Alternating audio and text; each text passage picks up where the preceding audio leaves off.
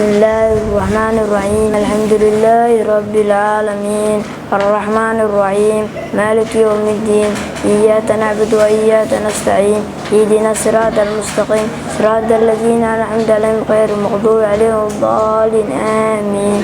صدق الله العظيم. بسم الله الرحمن الرحيم إذا جاء نصر الله والفتح الناس يدخلون في دين الله أفواجا فسبح بحمد ربك واستغفر إنه كان توابا. بسم الله الرحمن الرحيم قل هو الله أحد الله الصمد لم يلد ولم يولد ولم يكن له كفوا أحد. بسم الله الرحمن الرحيم إنا أعطيناك الكوثر فصل لربك وانحر إن شانئك هو الأبتر.